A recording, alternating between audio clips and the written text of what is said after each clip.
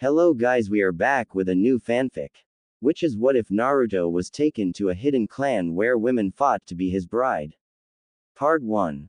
If enjoy this fanfic, please like and standing in the remains of his clan's shrine, with the four resurrected Hokage standing in front of him, Sasuke had no idea what to expect.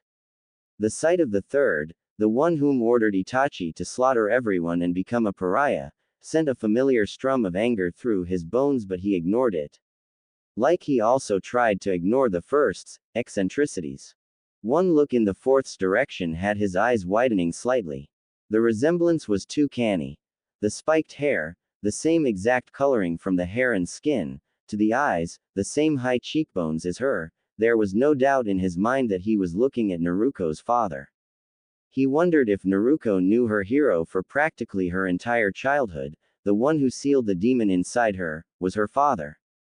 Trying to push thoughts of her away, they were always a distraction and one he could not afford right now. He focused on the cage as a whole. After a few minutes, Sasuke was left watching the second Hokage warily as his resurrected body went to the wall of the shrine and placed a hand on it.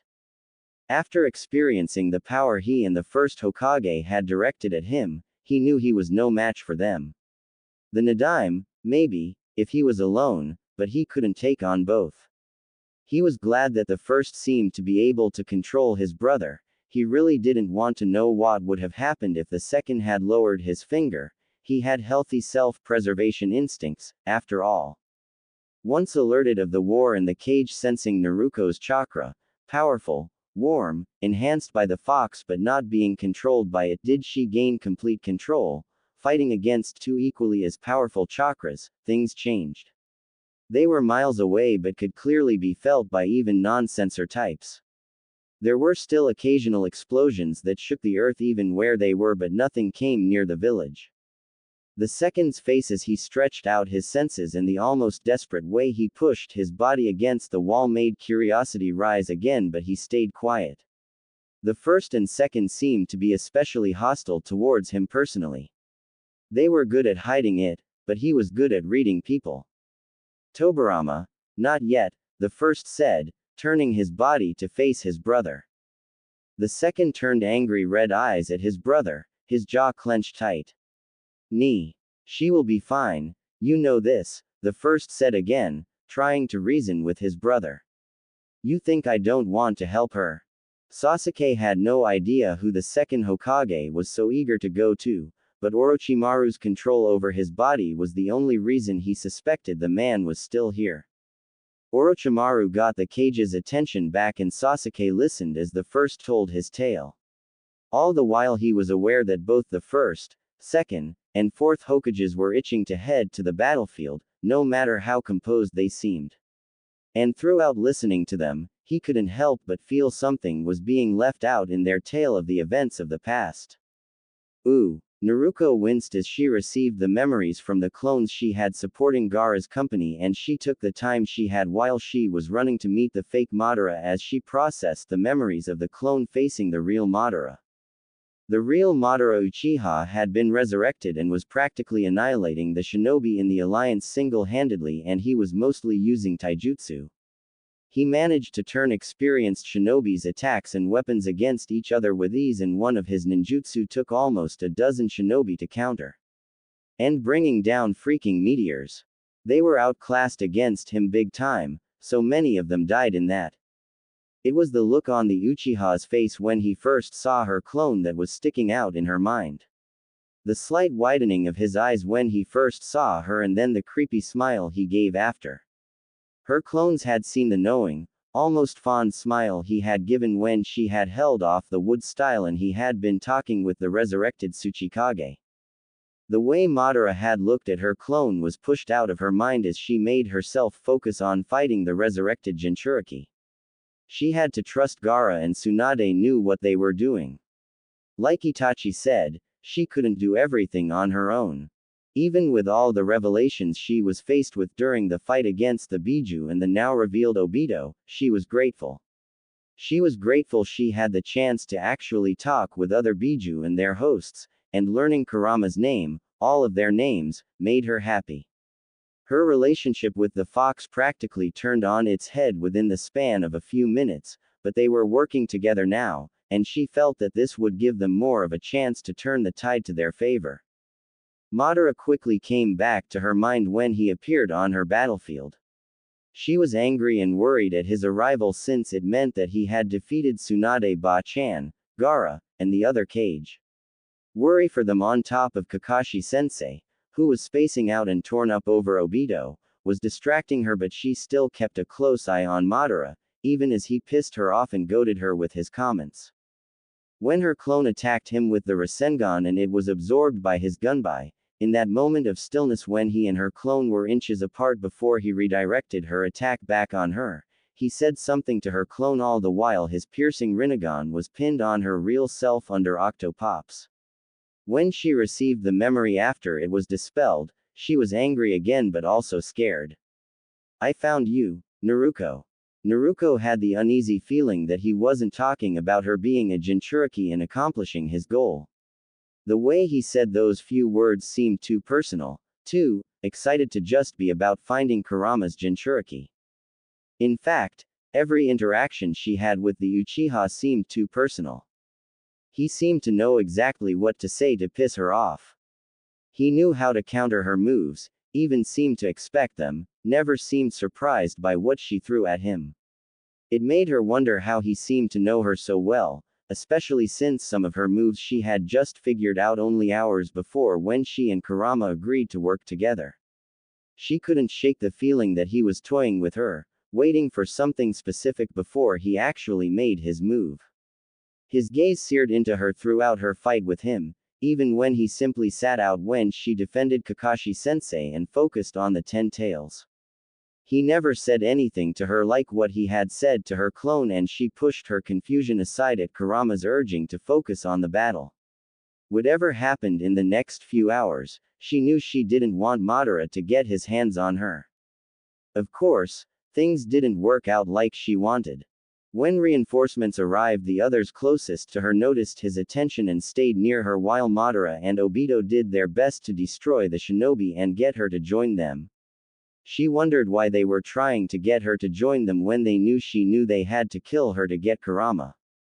Anyone with an instinct for self-preservation wouldn't take that deal, and while hers was debatable, she did have one. With her ability to feel negative emotions now, she sensed nothing of the sort coming from the Uchiha Patriarch. There were no negative emotions coming from him other than occasional flares of annoyance. She could feel that she was getting under Obito's skin with every word and action she made, but Madara was almost eager and excited as he let Obito try to sway her. Unfortunately for Madara, his way of trying to get her to join him involved killing Neji. While she had come close to breaking, thanks to Hinata she rallied herself and the army for another attack, something she noticed didn't surprise Madara in the least. When Madara pulled out and she sensed a torrent of anger, hate, and excitement, she extended her senses to try and feel what had him so excited. She felt 4 powerful sources of chakra and 2 she recognized as her father, and after some digging in her memory, Sarutobi Gigi. She knew the other 2 strongest must be the other Hokage, and she extended her search even more and recognized Sasuke's chakra with 3 others, one of which she immediately knew to be Orochimaru. Peeved at the Sanin's survival, but knowing the cage would help once Sasuke got what he wanted, she focused on holding Madara and Obito off until they arrived. Unfortunately, the other cage's revival seemed to set something off in Madara, and he turned his attention back on her tenfold. His eyes were burning into her, a major distraction even while he himself sat out of the fighting. Once she felt the cage, plus Sasuke, make their way to the battlefield, she knew they would finally get the help they needed. She enjoyed seeing her father in real life, not just a construct of chakra in her mind, and couldn't help but smile at his entrance, knowing where she got her dramatic flair from. She was in awe at seeing the Shodaime and Nadaime, but both of them stared at her with something too similar to joy and recognition for her to dismiss it, the second Hokage especially. They seemed worried, almost, when they saw the state she was in, exhausted, arm limp and bleeding, and her clothes torn up beyond salvaging, but that didn't make any sense. They had never met before, both being long dead before she was even born. Kurama took notice too, and she could hear him muttering to himself as he tried to figure it out. 3 important figures from the past seemed too excited to see her, and 3 was enough for even him to realize something else had to be going on here. She completely ignored Sasuke and his declaration, spitting a strand of hair out of her face angrily. All the getting tossed around her hair had fallen out of its braid hours ago. It was a tangled mess around her, but she couldn't take the time to put it up. She did not have the time nor will to deal with him at the moment. She may have been trying to get him home for almost 4 years, but that didn't mean she didn't hold a grudge against him for everything he had done. She considered him her brother and her best friend, but he was a complete and total ass. For all that, she was relieved he was back with them. The fight took an unexpected turn once the cage sealed the 10 tails behind the barrier. Madara had somehow made a clone, and it was the one facing off against Hashirama's clones. She had no knowledge of this until he had snuck through the shinobi forces with lightning speed and snatched her into his arms before whipping her away to the area where his clone and Hashirama's dispelled after a final clash. The other Hokage were stuck in one place due to the barrier, and Madara had clones holding everyone else back while he held onto her. One arm wrapped like a band around her waist, pinning her arms down, while the other pressed tight across her chest and held her shoulders. He pulled her close, hands like iron holding her back against him, crushed against his armor. She was stretched across the front of his armor, feet dangling, so close that if she turned her head her lips would have brushed his ear. She tried to struggle loose, but she had no leverage in this position, and in terms of raw physical strength, he had her beat. She noticed seals laid out in a pattern similar to her old seal with a spiral in the middle, but had no idea what it would do. Kurama, able to see through her eyes, apparently did, and he went silent, and she could feel him focusing on gathering his chakra. Confused and panicking, she used the chakra she had to try and fight her way out of his grip. He managed to bat away her resistance with no trouble. She was tired after hours of fighting and sharing her chakra, and she couldn't get any leverage even after trying to use his body to push off of. She couldn't bring her legs far enough up with the way he had her waist and arms pinned. The most she could do was try and kick at his knees and shins. She bit back a scream, her struggles stopping instantly, when she felt his chakra start flowing into her body from the points they were connected. It burned within her as it gathered at a point on the back of her shoulder and flared painfully before settling. The hand by her throat grabbed the collar of her shirt and pulled it away, and she felt his breath on her back as he looked down to where his chakra had settled. Apparently finding what he was looking for, he pushed her in the seal. It immediately started glowing and draining her chakra at a rapid pace.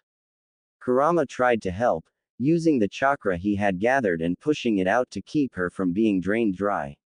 Within seconds she fell to her hands and knees as the seal started glowing, and whatever was on her back burned along with it. No one could get through Madara's clones, and she could hear everyone yelling and fighting, but all her senses focused on Madara as he kneeled outside the formation closest to where she was.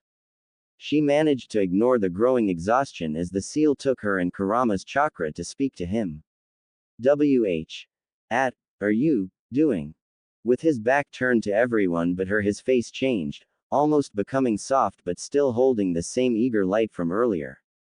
I'm following history. Now too exhausted to hold herself up, she collapsed onto her stomach, face turned towards him.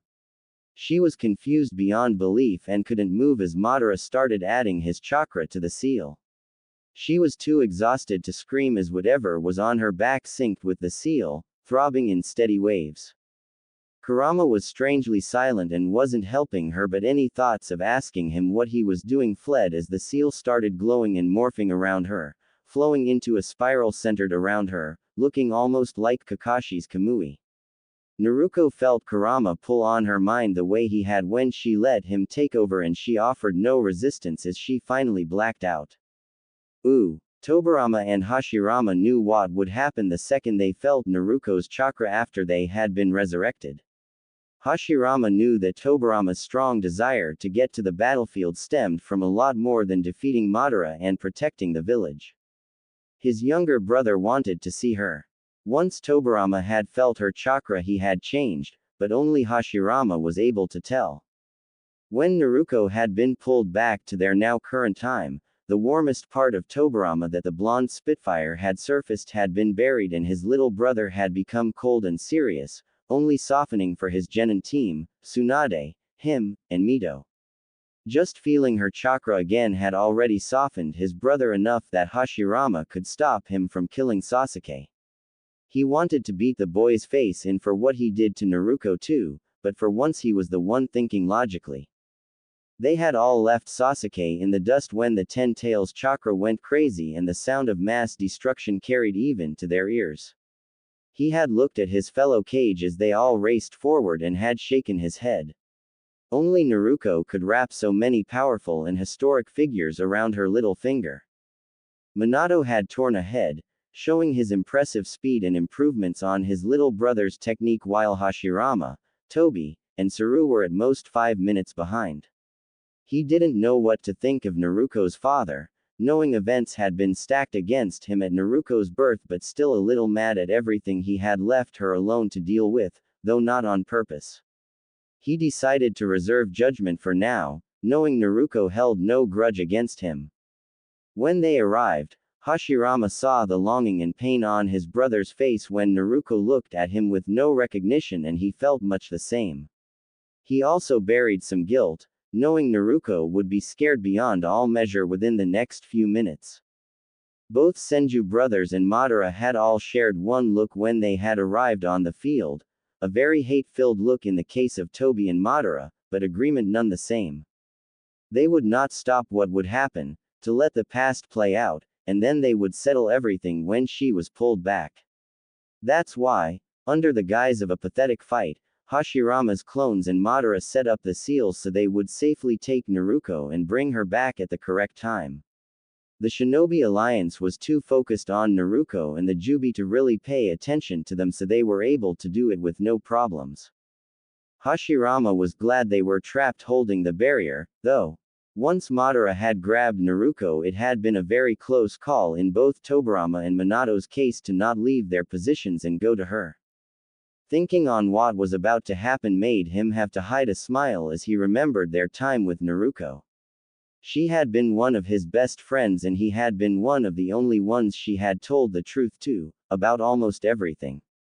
He couldn't predict anything anymore, though. He didn't know how much time would pass here before she came back, but he at least knew Madara would, if not stop his plans, slow the pace of them until then. The shinobi were panicking and giving in to fury and panic at the sight of Naruto vanishing, and he knew they needed to be told what was happening before they tried to take on Madara. He ran his eyes over the gathered shinobi and smiled again. He may have been the one to unite the clans to build Konoha and establish the framework for the 5 great nations, but it was no surprise to him that Naruto could unite the entire shinobi world behind her. Hashirama spared a thought on Madara's missing accomplice. He was the only wild card. There was no telling how much he knew, and he seemed to be in a rush with the 10 tails. He could count on Madara waiting for Naruto, but the other one may not. For now he was occupied somewhere else, but Hashirama would be prepared the second he revealed himself again. It was up to them to see if they could control him and the 10 tails until she came back. He seriously hoped not too much time passed here, but time-space seals were tricky. Keeping an eye on Madara and the 10 tails, he called the allied shinobi's attention, flaring his chakra in their direction, especially the teens, to get them to stop.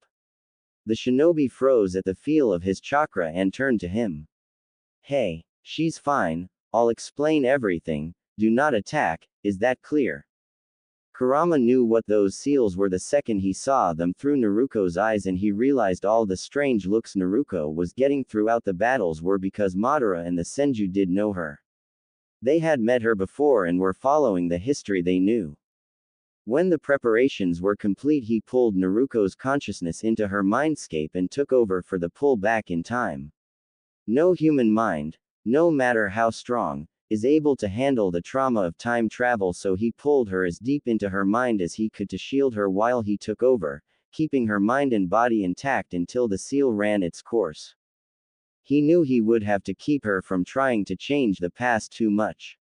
She was sent back to keep the past consistent, not change it drastically, but he would have a hard time trying to stop her from going after Madara.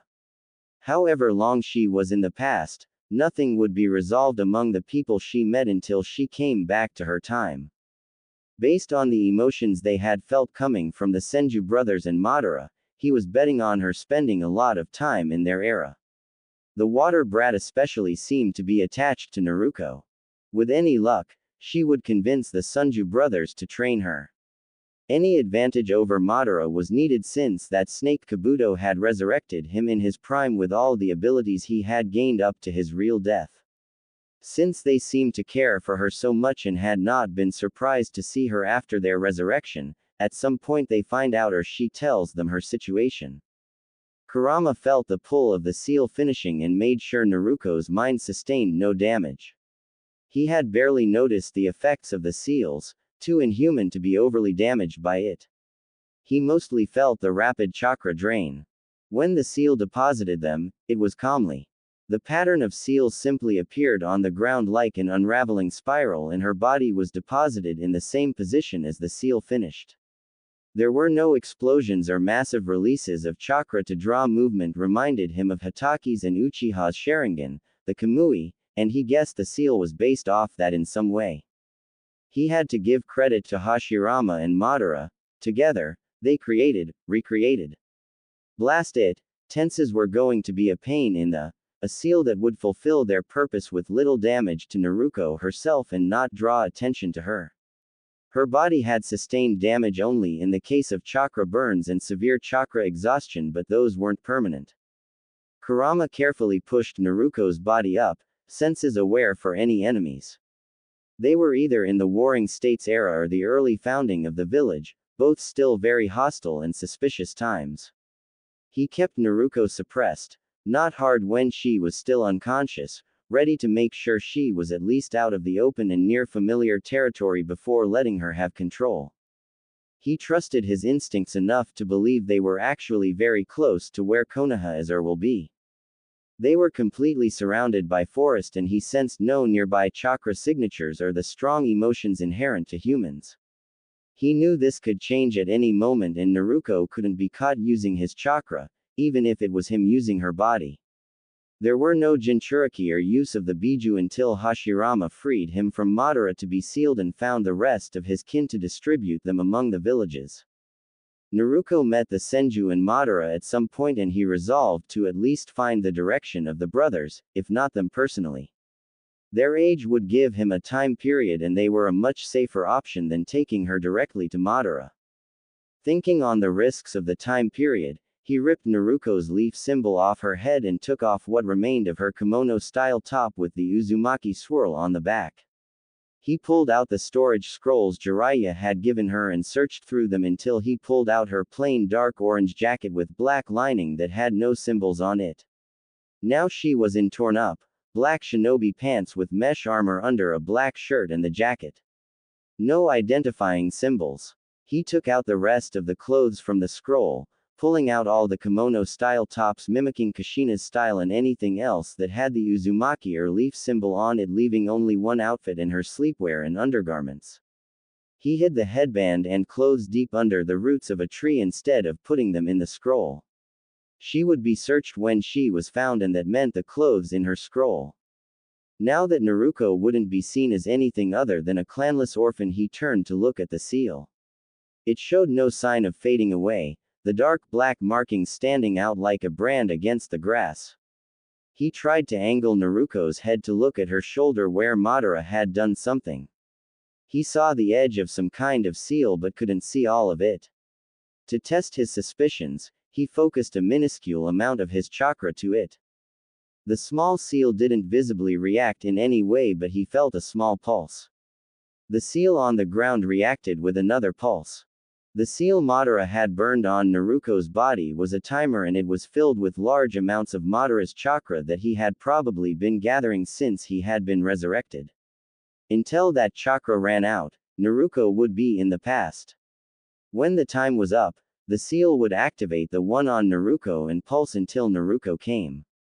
The only purpose of the second seal on Naruto was to key the seal specifically to her so only she could be pulled through time. Madara's chakra in both seals acted as an anchor, pulling her to a specific time periods as long as Madara's chakra was active, meaning to a time when he was alive. A quick check of the primary seal confirmed that Hashirama's clone that had helped lay it out had also put some chakra into the seal network. Hashirama's chakra in the seal made it so Naruto would be pulled back in time to when both of them were alive, since Madara was worse than A. It was too risky to leave such a dangerous seal out in the open, but the only way he could hide it would draw attention. Weighing the risks was no contest. The seal was too dangerous, especially with Madara around. Kurama crouched on the edge of the seal and quickly gathered his chakra, infusing it with the chakra of the nature around him. He quickly layered it over the seal, moving quickly but carefully, knowing his chakra was potent enough to be felt by any sensors within a wide radius of him with the amount he was using. He used his chakra to cover the seal much like a genjutsu, hiding it from sight. The nature chakra, which also had the benefit of masking his own, would feed the chakra and keep the seal hidden until he released it himself. The cloak would be undetectable because it just felt like nature and the seal would stay hidden from any prying red eyes. Kurama felt two powerful chakras make a beeline for his direction and recognized them as the Senju. Those two were some of the best sensors ever born and he was relieved that they were the only ones coming. He ran Naruto's body over to the next clearing he could find, not wanting to draw their attention to the area where she had appeared in case they could sense any kind of disturbance. When he felt their chakra was close enough that they would find her within a minute, he receded into Naruto's mind, letting her body drop like a stone. He used his senses to still see what was happening around Naruto while she remained unconscious. When the brothers arrived, he analyzed them, trying his best to determine their ages while they assessed the area around Naruto for any traps. Hashirama and Tobirama ran quickly through the forest towards the direction they had sensed a very powerful, potent chakra. The times were too dangerous to leave a possible threat with that level of chakra uninvestigated. No one other than them seemed to have sensed it since they felt no other chakra approaching or following them. The only reason they had sensed it in the first place was they had been on patrol, and with Tobirama's chakra in use, he had sensed the first sign of it. The source of the chakra vanished suddenly and Hashirama and Tobirama sped up, keeping their senses alert for the slightest fluctuation of chakra. The potent one was gone, but there was still another source in the same direction. They soon arrived at a small clearing, no more than a slightly larger gap between a couple of trees. Crumpled on her stomach at the base of one was a young girl, not even 20, seemingly unconscious. They both extended their senses towards her, making sure she wasn't faking before they approached her. Her chakra was very weak but was calm and still, no fluctuations giving her away. She was completely unconscious. Hashirama signaled Tobirama to follow him to the ground and they stayed still, crouched near her in case she woke up. Hashirama was the one to move first, reaching out for her shoulder. "I'm going to see if she has any clan symbols on her." Hashirama was careful when searching her body, both searching for her pulse and turning her over to look for any symbols. Her pulse was steady and strong, so she was in no danger of death and the only injuries were relatively minor. Her clothes were a little torn up, but he didn't see a symbol for a clan on her. Seeing a weapon pouch, he opened it, finding some kunai and shuriken and 2 small scrolls. He pulled both out and opened them, finding them to be storage scrolls marked with what each part contained. There were clothes, rations, medical, weapons, and one that just said spare supplies spread out on the 2 scrolls. The strangest thing on the scrolls was a small, hand-drawn picture of a toad on the bottom of both, but it was nothing overly worrying. He turned to his brother after setting the girl down on her back. "She's alive, no injuries but some minor chakra burns and a severe case of chakra exhaustion. No clan marks on her clothes and her hair's too bright to be a Yamanaka. What do you think?" Tobirama approached her now, staring at her face more intensely than what was normal for this situation. Hashirama couldn't fault his starring. The girl was beautiful. Her face was still slightly round from youth, but it is easy to tell she would only be more beautiful as she got older. She had strange whisker marks on her cheeks that he knew weren't scars but that amplified her high cheekbones. Her lips were a pale pink, full and slightly chapped, and her skin was a light golden tan which brought out the richness of her hair color. Her bright blonde hair was tangled and hanging loose around her. It looked like it had previously been in a braid but had fallen out haphazardly. The strands went down to her elbows and her bangs were spiked much like Tobarama's, only hers went past her eyes with slightly longer locks framing her face. Her clothes were interesting, especially for a shinobi. She was wearing black shinobi pants tucked into ninja sandals with bandages wrapped around her legs from just below her knees to the top of black sandals. There was a weapons pouch on her right thigh on top of some more bandages. He had felt that she was wearing mid-sleeve mesh armor under a simple black sleeveless shirt. The strangest thing about what she was wearing was the dark orange, long-sleeve jacket with some pockets on the inside and outside. She was wearing no other armor, something especially dangerous for a shinobi in these times. The most he had felt was the mesh under her shirt when he turned her over. Tobarama had crouched beside him and reached out to touch the girl's arm. His younger brother's eyes widened and shot to him, and Hashirama nodded to show he had felt it too. When in direct contact with her skin, he had felt her chakra levels. Even in the severe state of exhaustion she was in now, they could both feel how large her chakra reserves were, especially since there were so few kunoichi and the few there were had nowhere near the reserves this girl had. Her reserves are too large to be a civilian that someone trained. She naturally had large reserves growing up. Whoever trained her because they sensed this in her. She could possibly match me at her full strength, Tobarama eventually shared. She's also at least half Uzumaki. Hashirama nodded, having figured the same was a distinct tinge to her chakra that all the Uzumaki carried, but the lack of red hair and clan symbol confused him. If she was indeed Uzumaki, even just half, the clan would have taken her in, especially with the risks of a woman traveling alone. She either did not know of her heritage, was in hiding, or she was searching for the clan herself. The Senju and Uzumaki were close allies and he had never heard even a whisper of the girl's existence, so they must not know she exists. Uzumaki or not, he had to think of the possibility she could be a threat. It's too risky to take her back to the clan or the Uzumaki without knowing anything about her. Tobarama narrowed his eyes as he thought. We have the outpost to the east that has enough supplies. We can set her up there and keep her contained until she wakes and we can question her. I can watch her and notify you when she wakes. Hashirama thought it over and nodded. He knew the outpost, having built it himself. It was basically a cabin where they went when they wanted to be alone and was fully stocked and secured with seals. Tobarama was there the most when he wanted to be alone or develop and practice jutsu, so he would be the better choice to stay there. He would come when he could, but he had to lead the clan and couldn't leave for undetermined periods of time without preparations. Tobarama bent over and picked up the girl, carefully placing her over his shoulder, careful of his armor, so they could move quickly. Hashirama packed the girl's supplies back in her weapon pouch and took it with him, following his brother. With the speed they could travel, they arrived at the small cabin in 10 minutes. It was small and had one visible story, made of solid walls and only 3 small windows. There was one visible door, but known only to them was the underground tunnel that was an escape route should the place ever be found, and blasting their way out wasn't an option. The inside was only 2 rooms. There was a sleeping area that was only a small but comfortable futon in the far corner by a fireplace and a basic kitchen near that. There were 2 chairs and a table, but nothing else as far as decor went. The other room was the bathroom, the only place where there were walls inside, but if the door was open, whoever was in there could see the entire cabin. Tobarama set the girl down on the futon and Hashirama went to the table where some scrolls and ink were.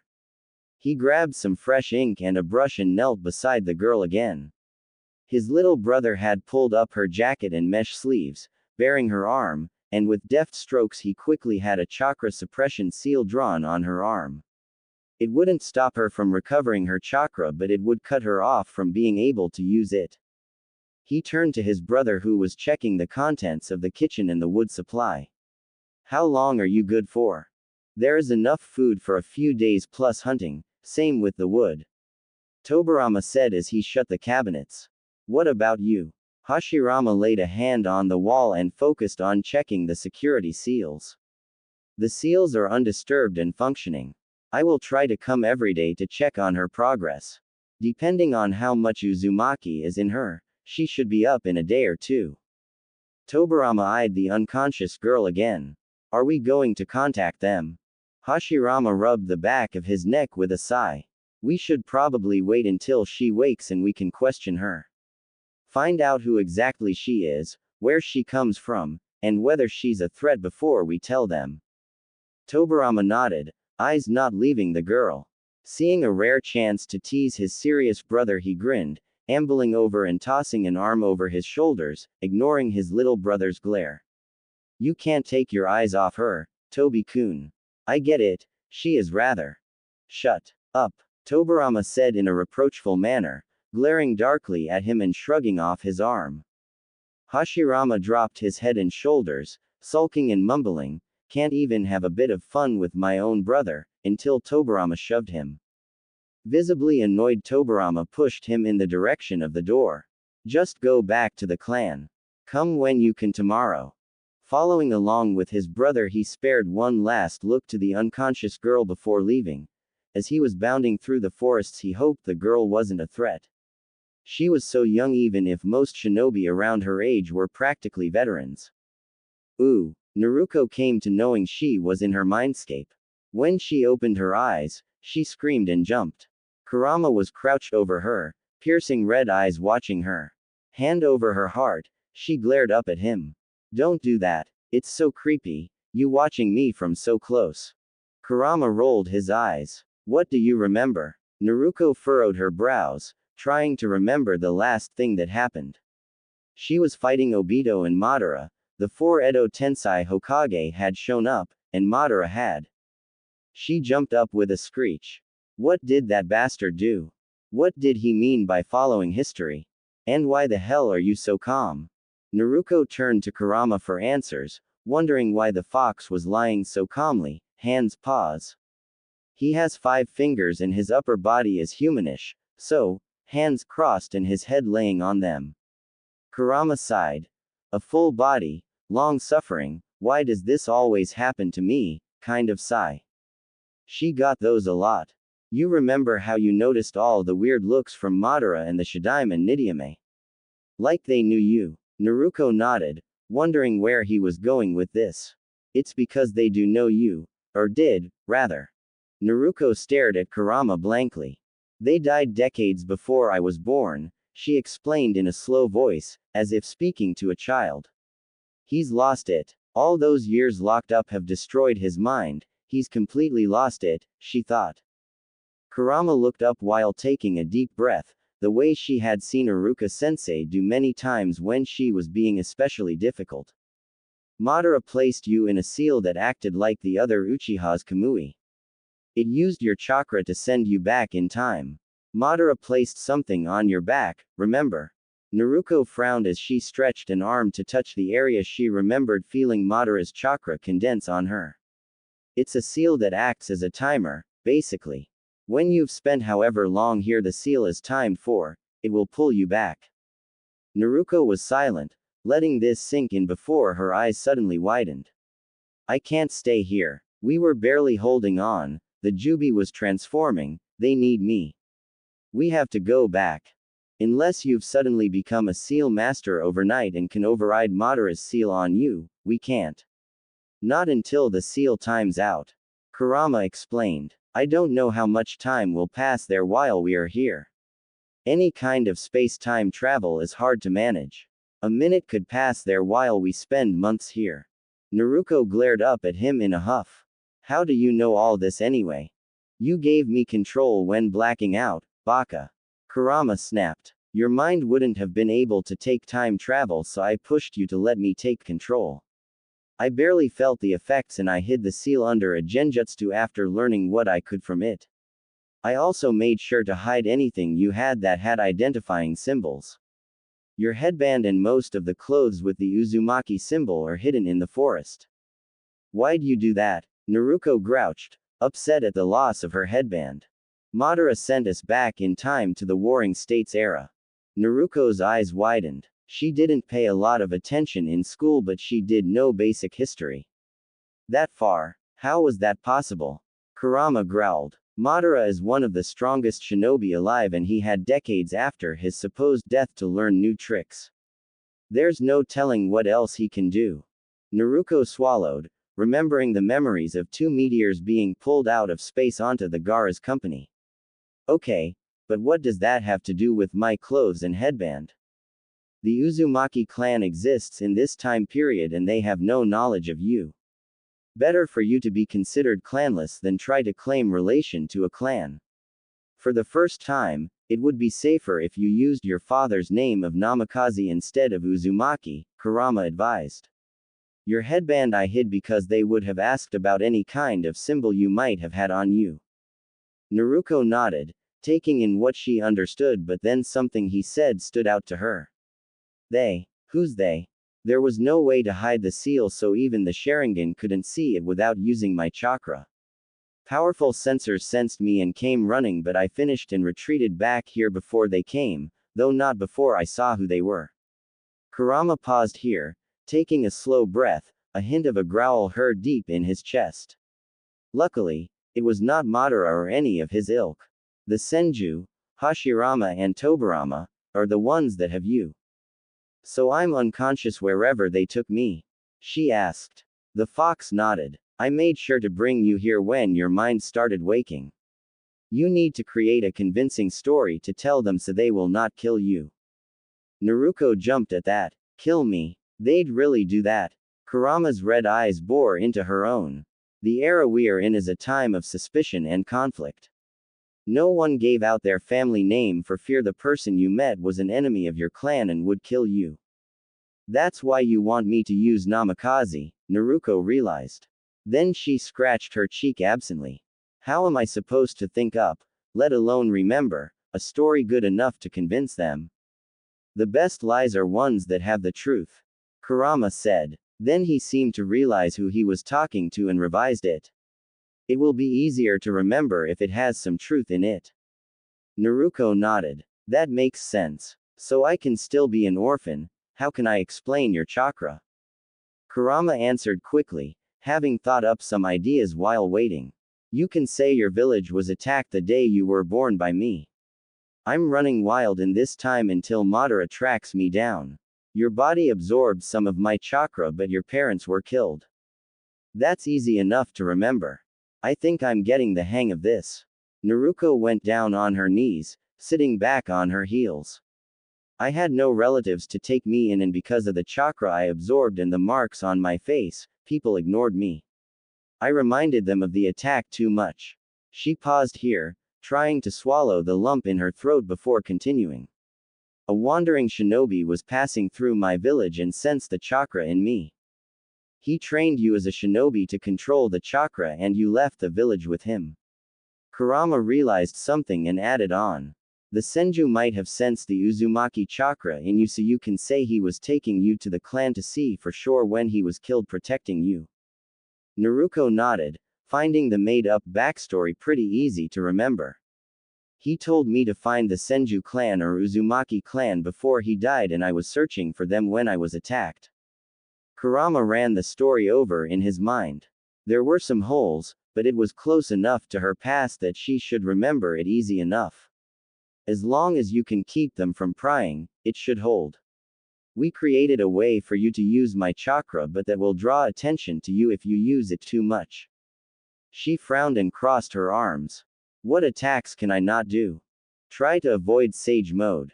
The fox answered. Not many shinobi outside of Hashirama know how to use it in this time, so you can't say Jiraiya taught it to you. You can't use your clones, he realized. Naruko's arms shot to her sides, fists clenched. Why not? Tobirama invented the shadow clone. Unless you tell them the truth, which you better not, he added with a dark glare, and got them to believe you. Tobirama and those he's shown are the only ones who know the technique. It would raise suspicion if you suddenly popped up out of nowhere able to use it. The only way you can use your clones is if you miraculously get Tobirama to teach it to you. Naruko growled, gritting her teeth. This sucks. That means I can barely use any of my Rasengan, hell, any of my jutsu at all. You'll have to deal with it, Kurama said firmly. Now, can you remember the story? Once you leave here, you'll wake up and then there's no screwing up.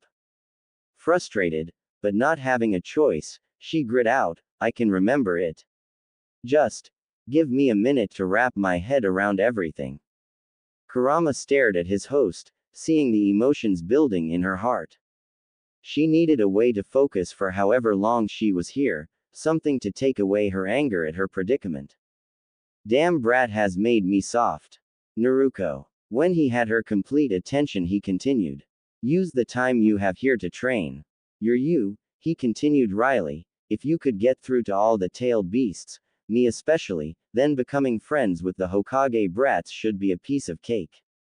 Train with them, get Hashirama to teach you seals aside from the basics the hermit taught you. Do that and get stronger here so you can face the Madara back in our time better prepared. Naruko stared at him quietly for a few seconds, muscles tight with tension and emotion.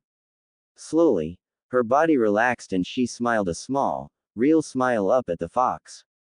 Thank you, Kurama. The fox plopped his head back down on his arms, face turned away from her. Just get out of here and wake up already. Smile turning to her familiar foxy grin, she cheekily saluted him before closing her eyes and focusing on waking up. Ooh, a day and a half after he and Hashirama had found the girl, she woke up. Tobirama had spent the majority of that time thinking of her and her possible origins. While an Uzumaki without red hair was possible, there weren't many, that particular gene being especially strong. The only reason he and his brother believed she was one was because the Uzumaki had a distinct tinge to their chakra only powerful sensors can feel. Their bloodline of longevity, resilience, and special chakra was unmistakable. The only question was how could she exist? The Uzumaki clan was close-knit and very family-oriented. If someone in the clan had a child, it would be known and the child taken in, given to a family if the birth parents were dead. There was almost no way for the girl to have not been found. The Uzumaki in her was too strong to be diluted from generations. One of her parents was a powerful full-blooded Uzumaki. When she woke and was questioned, they would find out the truth. If her story checked out, they would take her to the Uzumaki clan. If not, he and Hashirama would figure out what to do with her. Throughout her time unconscious, Tobirama mostly just let his thoughts wander while he had shadow clones watching the perimeter, lost in his thoughts. It was an hour before sunset the second day after they found her that she woke. It helped confirm the Uzumaki blood in her was strong. They always recovered very quickly from serious injuries and chakra exhaustion. The chakra-suppressing seal wouldn't come off of her though, until it could be proven that she was not a threat.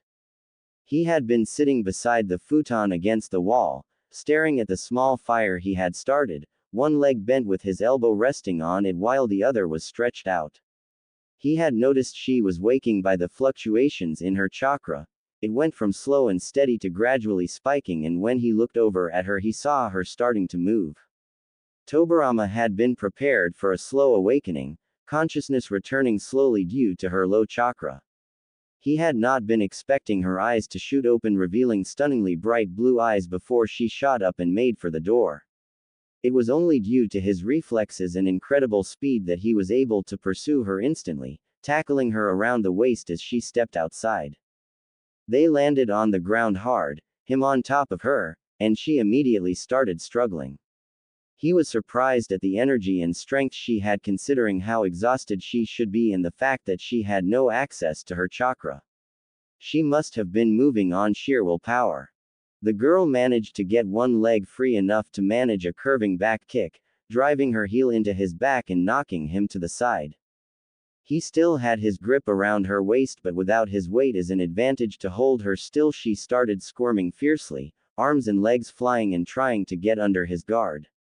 He managed to get onto his knees, securing the girl in his arms with one arm around her waist and the other in a loose hold around her neck.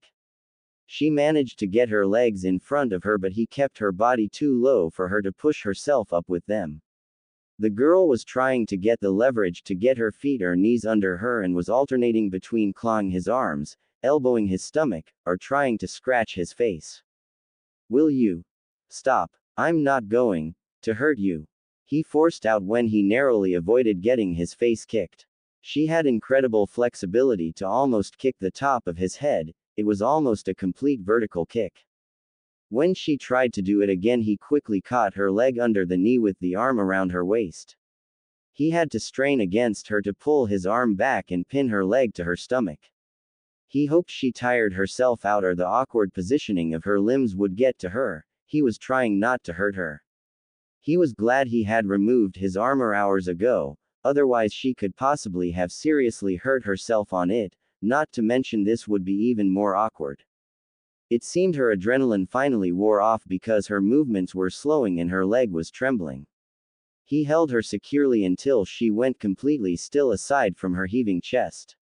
Her head was hanging forward so he had no view of her face, but she finally seemed to calm. He refused to let go of her, but he did soften his grip the slightest bit. "Are you ready to listen now?" The girl tensed at the sound of his voice and he let her turn her head enough to look at him. He was stunned at the color of her eyes, a rich blue, with shades ranging from bright electric to dark sapphire with a violet ring around her pupils.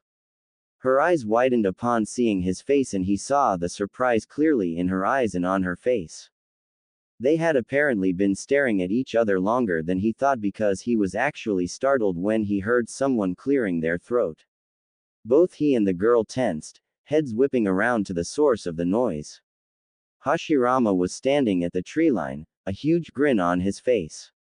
"Am I interrupting something?" Ears burning, and seeing the girl's neck flush dark red, Tobarama realized what the way he was holding her looked like and slowly let her go, embarrassed but still cautious. He kept one hand on the girl's elbow as they both got to their feet, noticing when standing that the top of her head came just below his chin.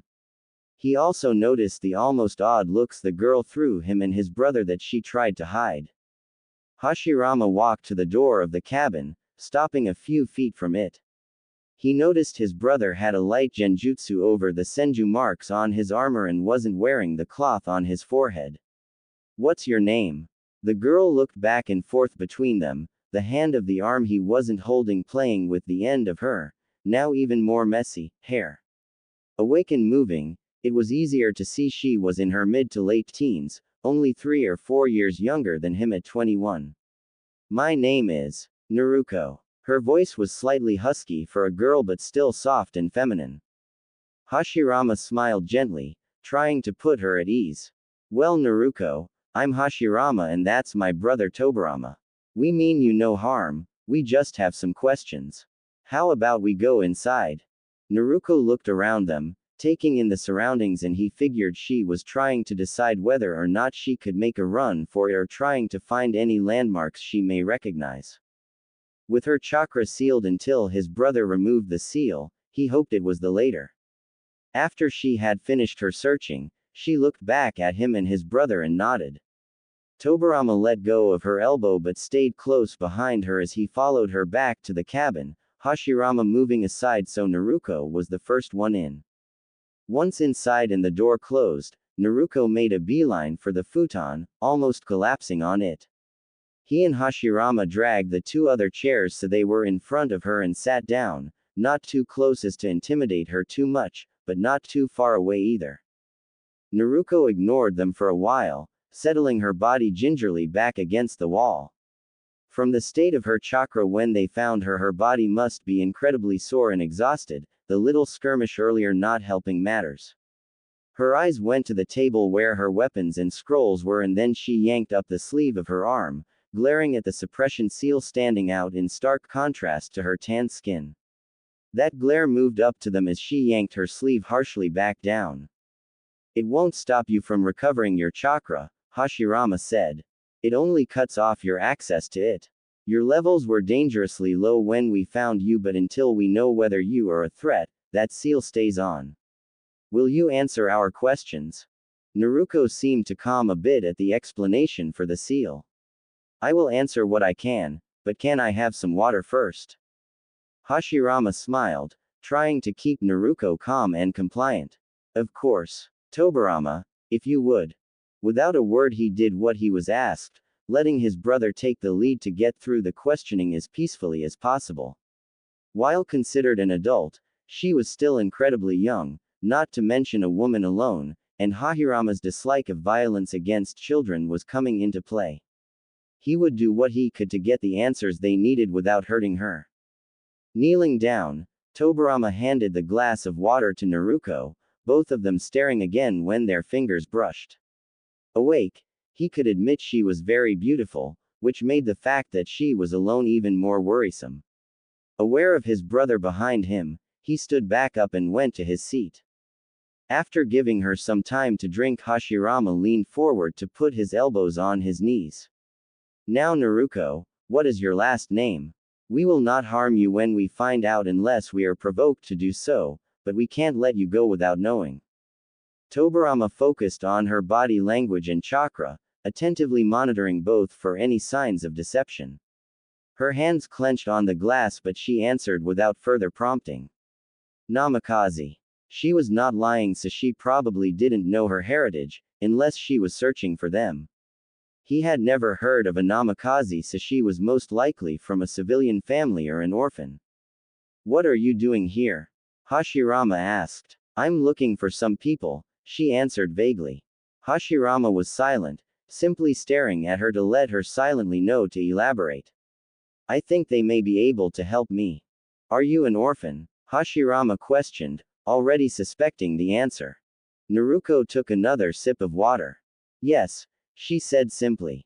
From the day I was born. He shared a look with his brother. It would explain why she didn't know she was an Uzumaki if her parents were killed at such an early age, but that doesn't explain her training. How are you trained? Tobirama asked. She set the glass down on the floor this time. It's kind of a long, confusing story. Hashirama reclined back in his chair. We have time. Naruto met both their eyes and sighed. Well, for starters, my village was attacked by Kyuubi the day I was born. Well, she added, ignoring their surprised stares, less attacked and more in the way of wherever he was going. How old are you? Tobirama asked. It wasn't a rare occurrence for entire villages to be wiped off the map when in the path of a Biju. The Kyuubi especially seemed to be hostile and filled with hate, so most just tried to avoid it. Naruto frowned. That depends. How long was I out? Almost 2 days. It's October 11th, Hashirama said. Huh, she simply said. Her brows furrowed a bit. I'm 17 then. My birthday's the 10th. Tobirama noticed she seemed too confused. The day you were born wasn't something too confusing, but he was right about his estimate of her age. Continue with your story, please, Hashirama ordered gently. Oh, right. Naruto rubbed the back of her neck and sighed. My parents were some of the people that died that day trying to get out of his way until he passed. I don't know how it was possible, but I somehow absorbed some of his chakra. That's where these comes from what people told me, she explained, touching the marks on her face. Hashirama held up an hand, silently asking her to stop. Tobirama nodded at his brother's look, both of them focusing their sensory abilities more deeply on her chakra. They went deeper than her powerful, warm chakra until they came upon a source of very potent, dark chakra. A very large amount of it. It confirmed her story, but a newborn babe simply absorbing a Biju's chakra was unheard of. Needing to hear more of her story, Hashirama waved her on, urging her to continue. She seemed a little annoyed by the interruption, but she was also watching them cautiously, most likely searching for any sign that they might attack her after what she just revealed. The villagers took me with them when my parents died, and when the Kyuubi left, they went back to rebuild. I was told it didn't take long for people to realize that I had absorbed the chakra and they feared me, and that fear turned to hate, she explained in a calm tone, something surprising considering what exactly she was saying. The only people who would take care of me as a baby was an old couple, but they died when I was 4, so I don't remember them. After that, no one would take me in, so I lived in the small house they had alone. I guess the chakra and the marks reminded them too much of those they had lost. The only reason I knew my name was because an old man and his daughter, who ran a restaurant, knew my parents and were nice to me. Everyone always called me demon, or brat, or that kid, and ignored me, keeping their kids away too. Tobirama could see Hashirama's habit of becoming depressed starting to kick in, though he seemed to be trying to focus on her story. Tobirama didn't bother snapping at his brother this time. Her story was distressing, showing the ignorance and cruelty of people to an innocent child.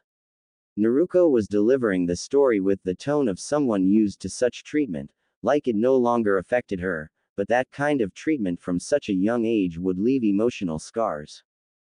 Naruto smiled sadly, pulling her knees up to her chest and wrapping her arms around them as she continued. When I was 10, some old wandering ninja was passing through.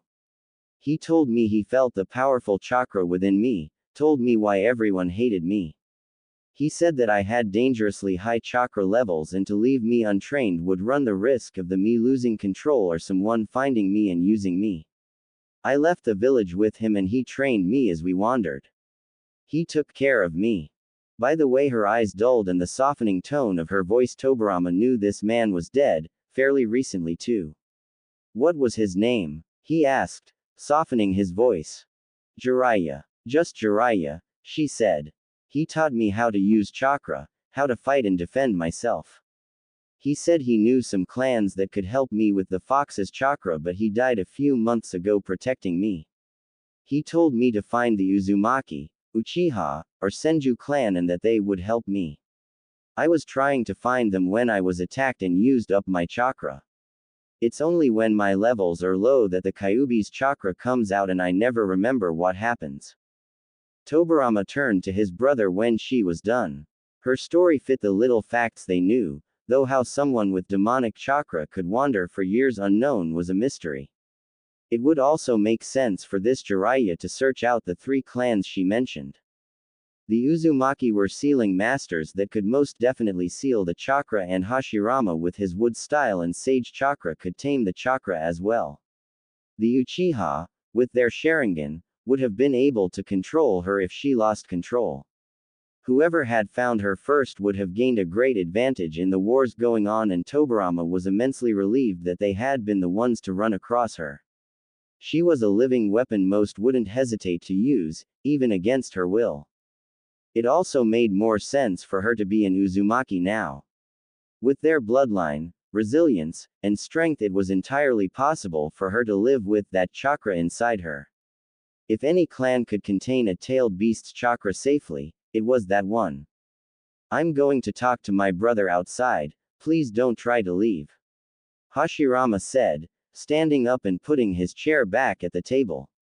Tobirama followed his lead. I'm going to take your weapons as a precaution, his brother added, snatching the weapons and scrolls up as he passed. Naruto uncurled, stretching her legs out to lean back against the wall as she turned her head to stare at the dying fire. My chakra's sealed and I'm outclassed by you both. I'm not dumb enough to try and leave with you here and no way to defend myself. Hashirama nodded at her and the both of them left the cabin, making sure the door was closed behind them. They had been questioning Naruto longer than he had realized. It was twilight when they went outside, only the sound of crickets and the nocturnal creatures waking greeted them.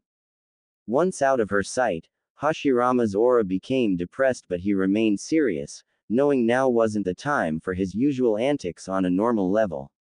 She was telling the truth or she's a complete sociopath and an amazing actor, Hashirama sighed. Her chakra kept steady and her body language was normal for some of the things she revealed and for someone in her situation. Her story makes sense, though with her teacher dead and a village that is most likely glad she's gone, there is no one to corroborate it. He crossed his arms over his chest. Even if we did manage to find the one village that was in the Kyuubi's path 17 years ago and it be the one in her story, they all have probably forgotten she was there or will pretend like it. Tobarama reasoned. The people of that village would have been relieved she was gone for good. Do you think we should tell the Uzumaki? Hashirama asked him. Tobarama thought it over, taking in all the facts and possible risks. At the very least have them send Mito or her father to see what they can do about the chakra. If they want to take her in, they can ask her. We can tell her who we are since she is safest with us for now, Tobarama said, thinking of Madara and how dangerous the man might be now without his brother. With you, if she loses control she can be stopped, so it would be best for her to remain with us, hidden, until they can get here. Hashirama nodded, leaning back against the wall with his arms crossed. Your absence will be noticed if you remain away for much longer, and we need to keep knowledge of her as quiet as possible. At most, you can stay another 2 days, after that I'll leave a wood clone with her.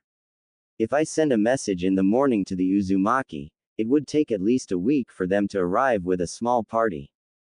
She needs to be put on a probationary period if we take her to the clan. Even if she has no loyalties to a clan, it doesn't mean she's not a threat. How long do you think we should keep her chakra sealed? Tobarama asked. Hashirama frowned, glancing back at the door to the cabin. She might grow to resent us for the loss of control. With her past, the ability to defend herself and control over her own body must be driving forces, so not too long. Hashirama mused. She said it herself. The only reason she's being so cooperative is because she knows we can overpower her easily and she has no way of defending herself. Tobarama had an idea that could either work wondrously in their favor or cause them to lose her. Can you alter the seal so she has access to some of her chakra? Not all of it by any means, but enough to use basic jutsu. Hashirama smiled, catching on. Showing her a sign of goodwill and giving her a reason to believe we don't mean her any harm. She could possibly stay of her own will and be more relaxed and open around us if she doesn't feel completely defenseless. Hashirama pushed himself from the wall. I'll do it now, but then I'll have to be heading back. Try not to get into a situation like what I saw when I first arrived. We're trying to be friendly, but not that friendly, Hashirama teased. Tobarama grunted, refusing to rise to his brother's baiting. He could already tell he would have some bruises from her targeted struggling. He followed his brother back inside to see Naruto hadn't moved, only staring into the fire. He again found himself staring at her eyes, having never seen their like before. The reflection from the burning embers in her eyes made the violet flecks he had noticed earlier turn red. Those eyes turned on them when they re-entered. So what's the verdict? She asked, pushing herself up from the wall and crossing her legs. Hashirama sat on his knees in front of her and Tobarama followed. Her eyes widened as she saw the change, them lowering to sit on her level instead of above her like before. Hashirama smiled at her. First off, I'll tell you our whole names. I'm Senju Hashirama, but I have a feeling you already knew that, didn't you? Tobarama watched Naruto's eyes widen and knew he and his brother had suspected right. She had seemed to recognize them on sight when Hashirama arrived earlier, and she had been unable to hide glances in their direction when mentioning the Senju clan. Naruto flushed, ducking her head. I didn't know if I should say it or not. Jiraiya told me what he knew the leaders of the clans looked like. Silver hair and red markings are kind of a giveaway, she said, nodding in his direction. Even if you don't come from a clan, passing shinobi aren't quiet when talking about their enemies. Hashirama nodded. True enough. These are dangerous times and we don't fault you for not saying anything. I am going to contact the Uzumaki clan. They are close allies of ours, and we will both see what we can do for you. Naruto nodded, relaxing when she realized she wouldn't be held accountable for withholding information. Unfortunately, we cannot trust you enough to take you to our clan. You will have to remain here until they arrive. Tobarama will stay for a few more days and then I will have a clone with you. I understand, she said. I won't cause any problems. Can I go outside, though? She asked, her head to the side. Tobarama couldn't help but find the look on her face cute, but he gave no sign of his inner thoughts. Something about her was endearing, he wanted to like her. When you're stronger, you can go with me, but we will stay close. You cannot leave without me or my brother's clone, that's non-negotiable. Naruto nodded, already perked up at just the thought of going outside. Hashirama held out a hand, the other going to his supply of ink. Naruto was confused, even more so when she saw what he had grabbed, but she pulled her sleeve up to reveal the seal and scooted forward until her arm was in Hashirama's hand. I'm not completely unsealing your chakra, his brother explained, already getting to work. Most of it will still be sealed off until we trust you, but I'm giving you access to enough to defend yourself with on the off chance this place is discovered. Naruto nodded throughout his explanation, staring at the brush making small, precise lines on her arm in interest. When Hashirama was finished and finalized the seal with a flare of his chakra, the effect was immediate. Naruto's chakra had already recovered a great deal, and even with access to a small amount, the small cabin they were in was flooded with warmth as her chakra rushed to the fore. She really did have incredible reserves, and he wondered if all of it was a result of the fox's chakra or if she had it naturally. Naruto's body relaxed completely and a small smile appeared on her face as she felt her chakra again. That small smile turned into a beaming grin as she looked to Hashirama. Clearly giving her access to her chakra again was the right thing to do. Thank you. Tobarama felt a small smile curling at his own lips and saw his brother answering her grin with one of his own. Her mood was infectious, her personality and emotions so open compared to what they were used to and taught from a young age. Hashirama shifted his weight to rock back on his heels and stand up. Well, I must be heading back. Tobarama will stay with you and I'll send word when the Uzumaki are near. Yane, he said with a wave as he left the cabin. The door to the cabin shut behind his brother. Tobarama realized he would be alone, in a cabin, with a girl he found attractive, for a few days. Tobarama was practical, and not one to try to delude himself when it comes to his own feelings and his reactions to those feelings. He knows and has acknowledged the strong physical attraction he harbors towards Naruto, and he knows he is further intrigued by the mystery and puzzle she presents. He also knows he has been more considerate and less severe with his treatment of her. If she hadn't had the distinct feel to her chakra that meant she was Uzumaki, then most likely she would have been killed or more harshly interrogated. She must be aware of that on at least some level. With Hashirama gone, the silence that enveloped them was loaded enough to officially be called awkward. Naruto was playing with the end of her hair and staring avidly in any direction that was not at him while he openly observed her. She really was fairly beautiful. Not the classic, high-born beauty that he usually saw among the more prestigious clans, but a more natural beauty. Though the whisker marks on her face made her seem more exotic, and emphasized her cheekbones, it was her personality that added something more to her, that made her stand out. Awake, her features were filled with life and warmth, and she was so expressive with every part of her.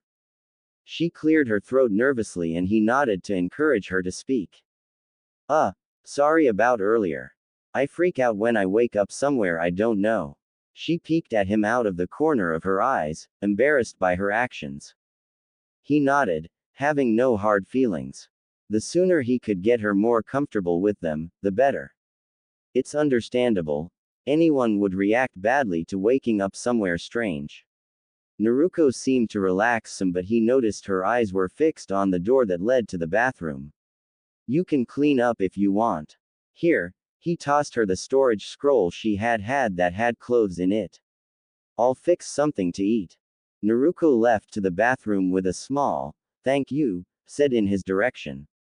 The cabin was connected an underground water source the rest of the clan used, so they had running water, though nothing more than a sink to really wash up with.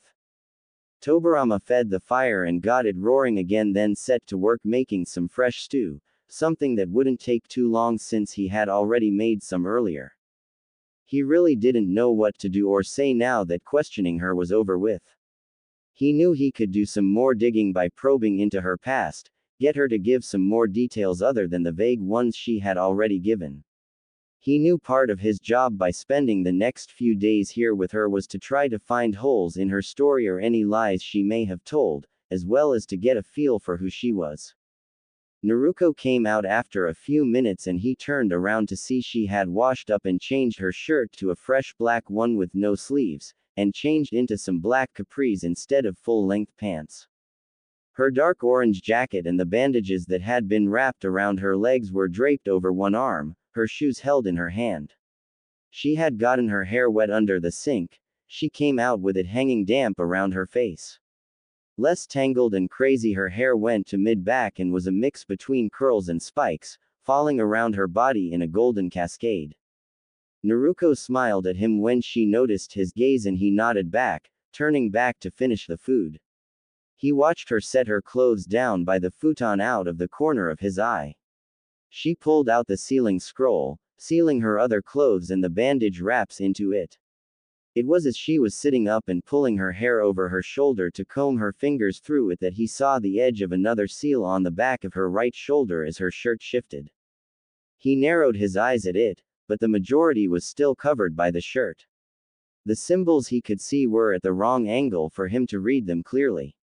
The fact that she hadn't mentioned this seal was a mark against her, though. And it was a seal, not a tattoo. Very few shinobi got tattoos, and those that do put them in places that are easily covered. The most common use he has seen is a summoning tattoo, used to quicken the process of the summoning jutsu.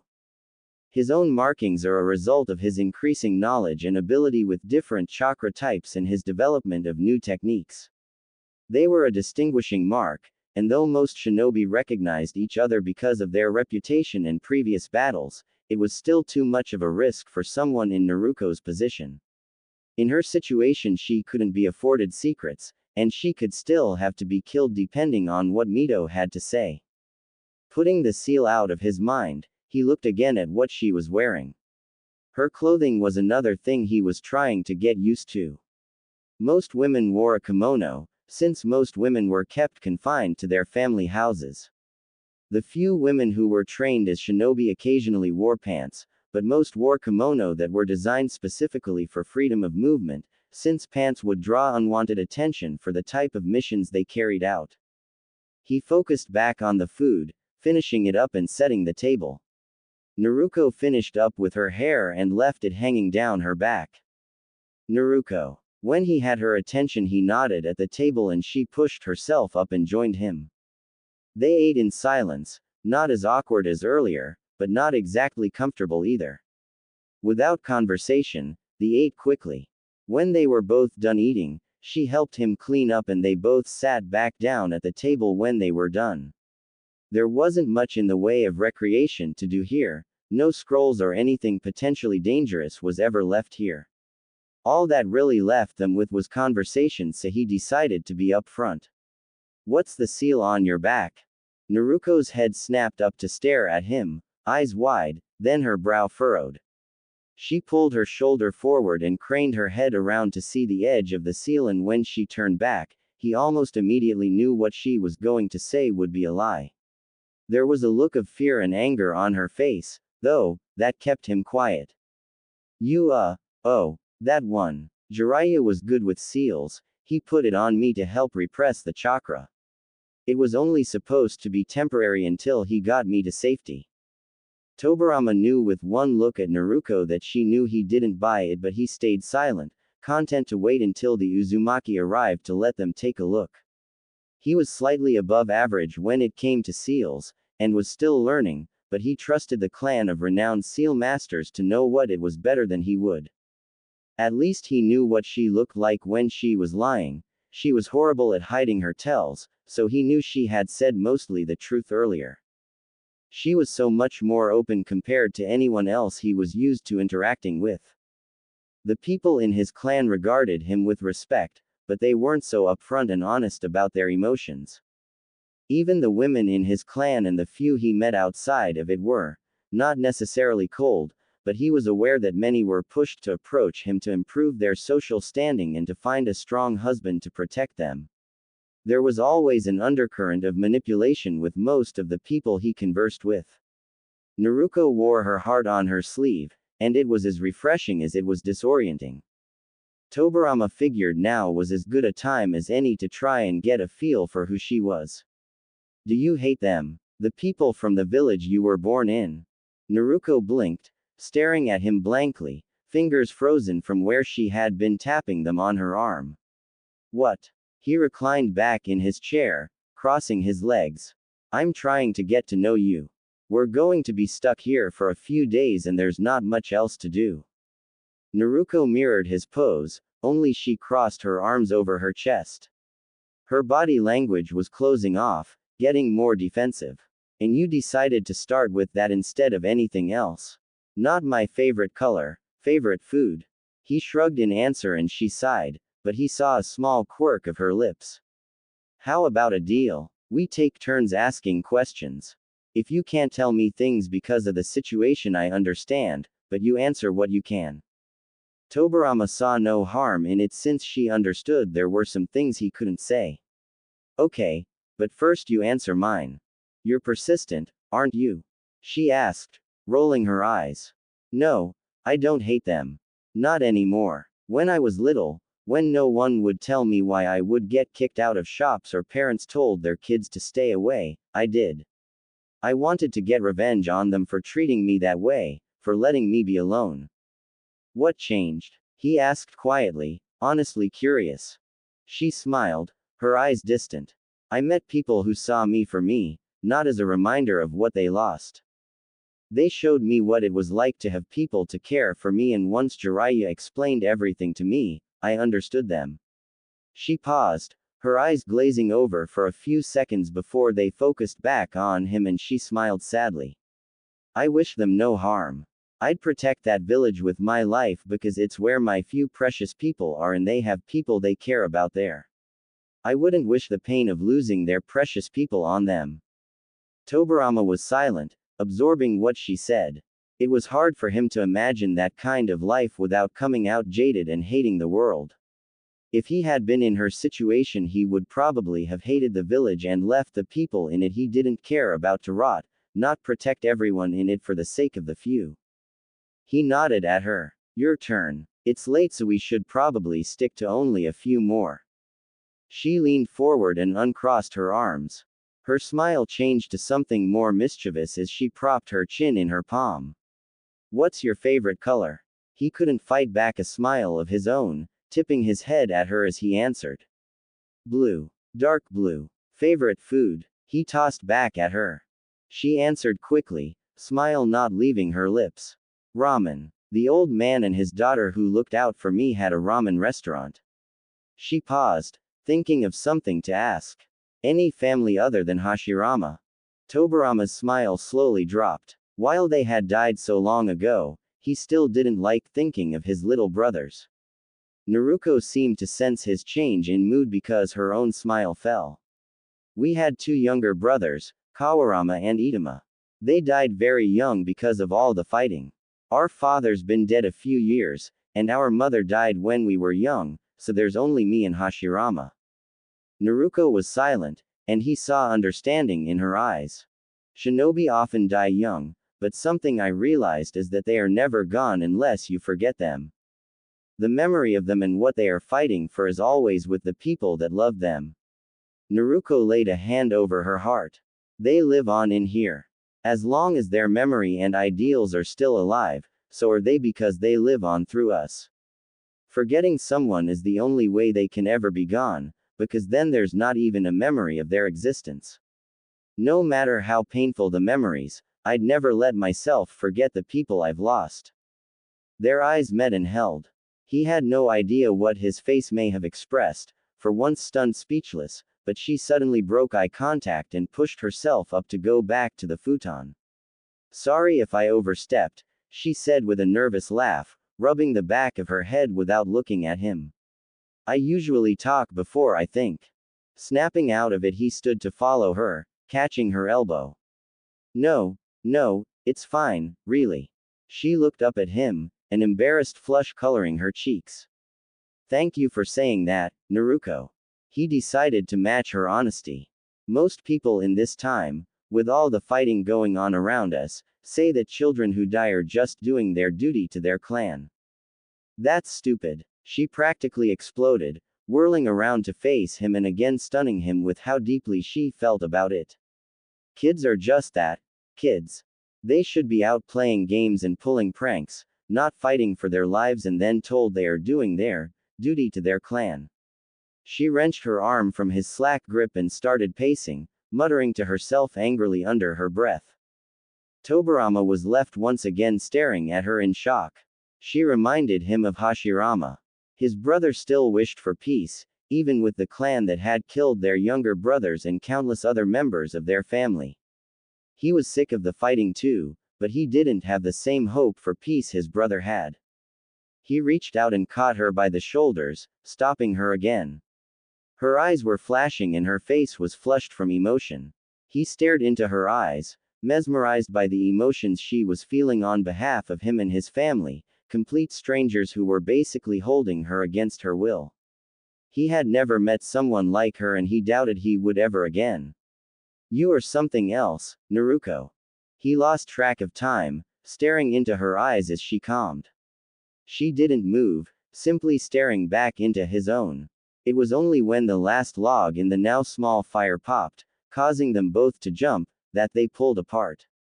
They both cleared their throats and avoided looking at each other. Tobirama felt frustration welling up within him. God damn it, he had never been so out of control with his own emotions and reactions, especially with someone he had just met. He rushed to tend to the fire while Naruto fiddled with her sealing scrolls back at the futon. He knew it was near midnight, so he only added 2 more logs back on the fire. It was enough to keep it going and keep the cabin warm until they fell asleep. Tobirama. Inwardly, he registered that that was the first time she had said his name, and he was determined to ignore how much he liked it even as he turned to her. Naruto was kneeling by the futon, fidgeting with a blanket she must have pulled from her storage scroll. She still avoided looking directly at him. Where do you sleep? There's only one futon here. I can sleep well enough on the floor. While you may be better, your strength hasn't fully returned, so you can have it. He said, pointedly avoiding the thoughts of sharing the small futon with her. This day was already weird enough without those thoughts clouding his mind. Fine, but after tonight we can alternate. She said, everything about her saying she would have no complaints against the fact. He nodded his assent and they both finished settling down in a peaceful silence. They seemed less like strangers, even though they still barely knew each other. Yes, Tobirama knew Naruto's past, but that was about her, not who she was, and he was feeling more and more compelled to find out who she was the more she talked. She was so different, so alive, and bright, and true. He had never shown interest in woman other than the occasional release of tension. That was all physical. Naruto, while one of the most beautiful women he had seen, intrigued him on an emotional level. The more he learned, the more he wanted to know why she was so different from anyone he knew. Naruto pulled the blanket up to her shoulders, while he leaned back against the adjacent wall a few feet from her head, facing the fire. Tobirama.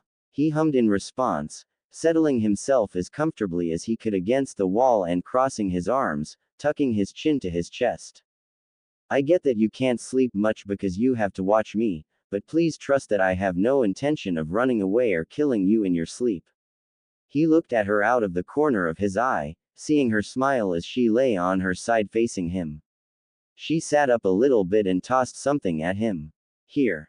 He caught it easily, feeling the small pillow give under his grip.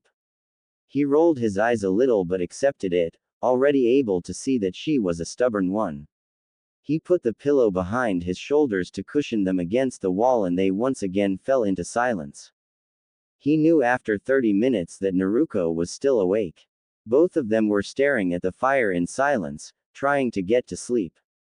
Tobirama had already planned to stay awake most of the night on watch, but he didn't know what was keeping Naruto awake. It was actually hard not to relax fully and start to drift off from the feel of her chakra cloaking the small cabin. It was relaxing in a similar way to Hashirama's. Hey, Tobarama. Slightly startled at the small whisper, he turned his head to look at Naruko where she had curled up. Her eyes and voice were tired, so she was close to drifting off. He hummed in response again, not wanting to break the relaxed and warm atmosphere around them. One more question. Do you have a dream? Mine's peace. I hate fighting, wanna protect my friends. He was shocked to silence for so long that Naruko drifted off before he could answer, finally succumbing to her exhaustion. Her question gave him something to ponder for the rest of the night. He knew his brother had a dream of peace, of uniting the clans to make a safe place for children to actually get the chance to grow up. Himself. No idea. He had ambitions for sure. Getting stronger, creating new jutsu and making the ones he had stronger were all things he worked at diligently. He wanted to protect his brother and clan, but a dream he aspired to. He couldn't think of one honestly. Naruko was like his brother, where she aspired for peace and wanted to protect the people she cared about, but he honestly couldn't think of anything he especially wanted for the future. He didn't have their faith or hope for peace and reconciliation among the clans. There was too much history, too much blood and violence between them all, especially among the Senju and Uchiha. Hashirama believed peace would be achieved through understanding each other. He believed it was only achievable if everyone agreed to follow a set of rules.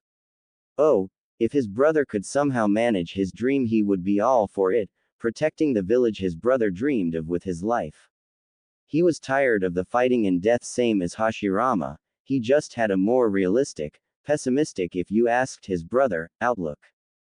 Tobarama realized something in his musing. Even if his brother's dream came true, he still didn't have one of his own.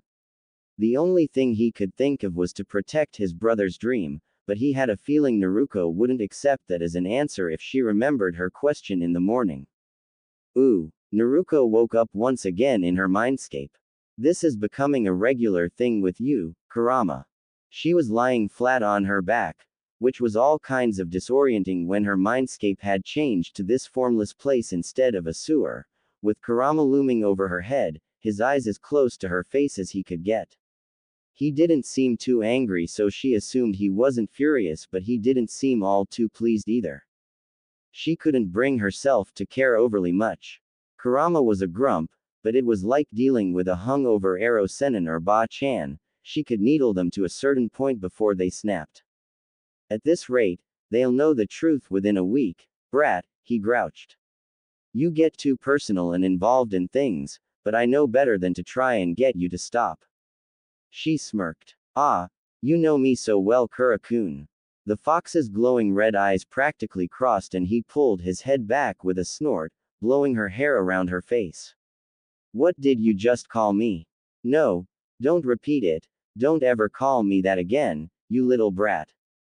Naruko's smile stayed happily present on her face as she sat up and turned around to face him.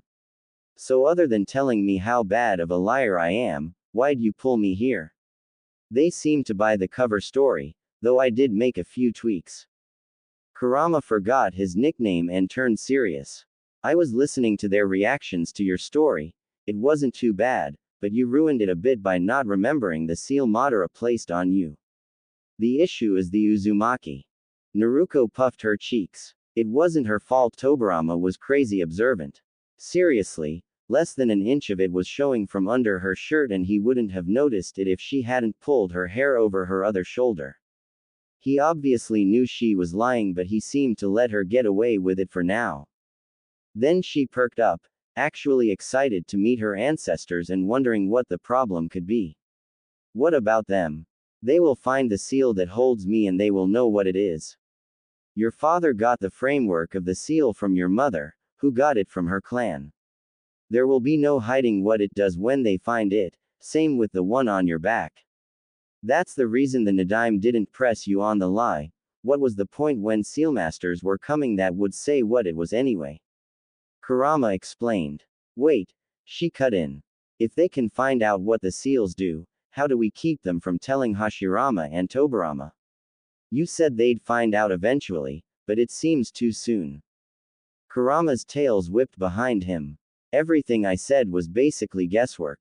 By the way they reacted to you in the future, they knew you were from there, but none of them said anything to give clues about when they find out or how long you stayed here. They could find out in a week, or months. Though I'm leaning towards a week, he added, an exasperated look tossed in her direction. Naruko ran a frustrated hand through her hair. If Hashirama and Tobarama find out I'm from the future eventually, why are we even bothering with this story? Kurama breathed in slowly. How would you react if someone you found in the woods told you they were from the future? Naruko paused to think that over, then sheepishly scratched her cheek in avoiding Kurama's gaze.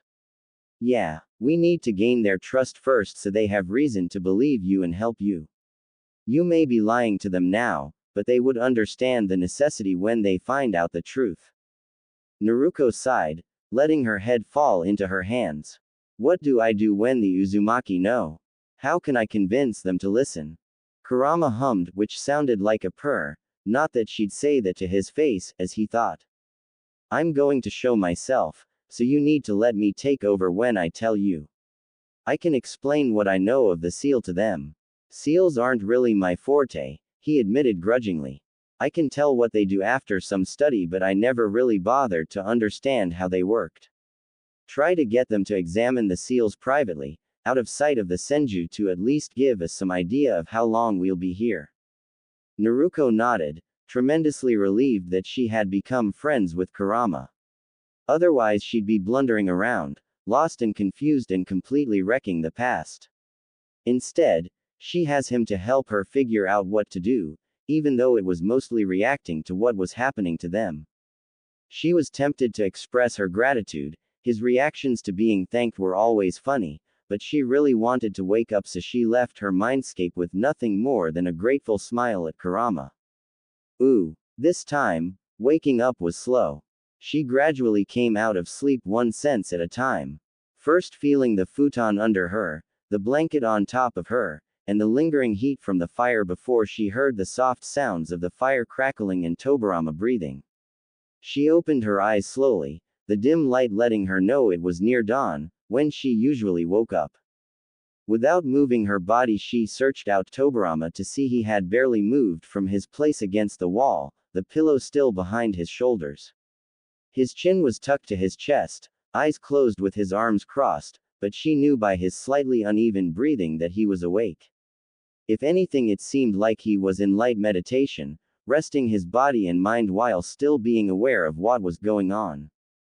She stared at him openly, still in awe that this was really one of the Hokage in front of her. She thought back to yesterday and how dreamlike it still seemed that she was actually in this situation. She had been disoriented when she had first woken up here and had forgotten her conversation with Kurama, only registering that she wasn't where she last remembered and that someone was near her. She had opened her eyes and seen red eyes, and that was that. She had panicked and bolted and only really remembered everything Kurama had said when she had seen Tobarama's face. After that, everything Kurama had said had come rushing back, and she had been in a state of shock and awe, staring at the face that had been overlooking the village her whole life. A stone carving was so much different than a flesh and blood person, or a reanimation, and she hadn't spent much time near the reanimated Tobarama before she was sent back, so she couldn't help but stare at him now. He had spiked silver hair similar to Kakashi-sensei's and was pale like him too, making the red marks on his cheeks and chin stand out just like his red eyes did. His eyes weren't a blood red like the Sharingan, but more of a bright ruby.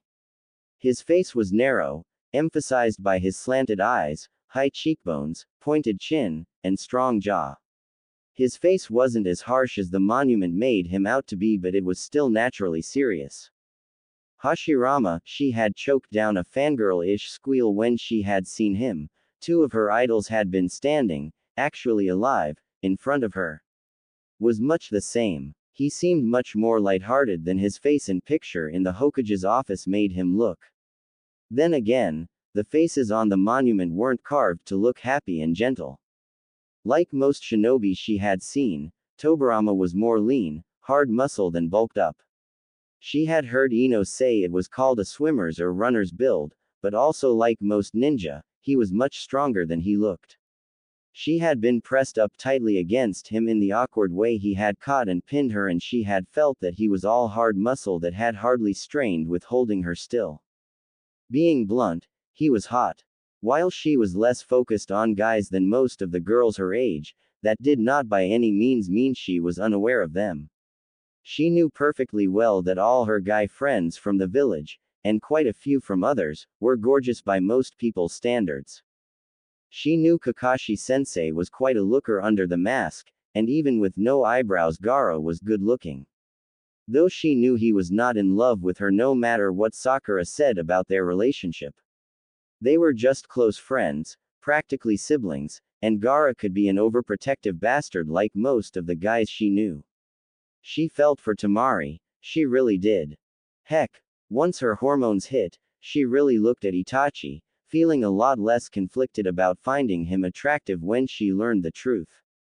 And apparently being resurrected and knowing she knew the truth meant Itachi didn't put up his masks, because looking back on her fight with him, he was pretty cool.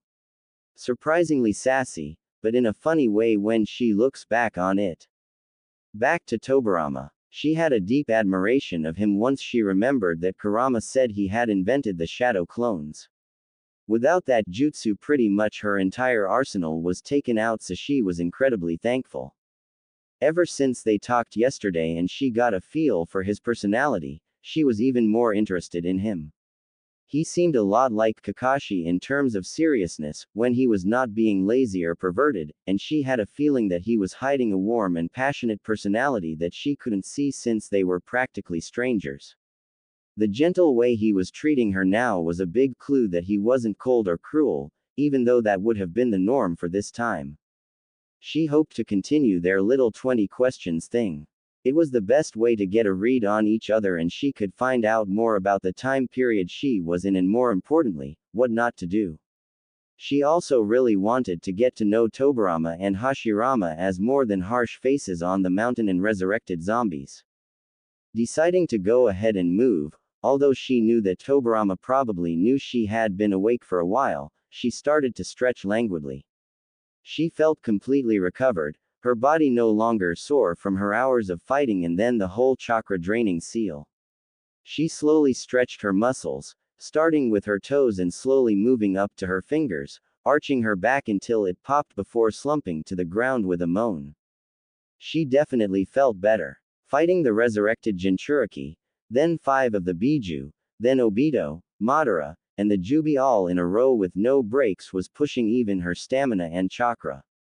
She heard shifting and turned her head to see Tobirama looking at her with amusement in his eyes and a smile on his lips. She shrugged, pushing herself up. I feel better. I was exhausted yesterday. Tobirama nodded his head, getting up himself. You've been awake for a while. She ducked her chin a bit, brushing her hair out with her fingers and braiding it back. Yeah, I was thinking about some things. What things? He asked, going to the kitchen and getting ingredients out for food. She paused, remembering what, or rather who, had been on her mind. She could feel herself blushing and turned her back on him, getting out her storage scrolls to seem like she was doing something else. She sucked at lying, a bluntly honest person by nature, so she did what Kurama told her and told part of the truth. You and Hashirama mostly. And what will happen after the Uzumaki come? Tobirama turned to her with a gentle smile. Nothing will happen to you right now, even if they can't do anything to help you. You are under the protection of my clan and we won't turn you away because of whatever may happen. Naruko's stomach twisted. This was why she sucked at lying. When people believed her lies and then acted so nice because of them, the guilt tore at her until she revealed the truth. Not yet, Kurama reminded her. Change the subject. Say that you know they are protecting you to keep you from other clans. Do not say anything until after I've talked to the Uzumaki. Naruko resisted the urge to nod. I know you don't want the other clans to get me and be able to use me. That's the main reason why you won't turn me away. There. If that didn't make the conversation tense enough for him to change the subject, then she didn't know what would. She saw Tobarama pause halfway in the act of pulling down a plate.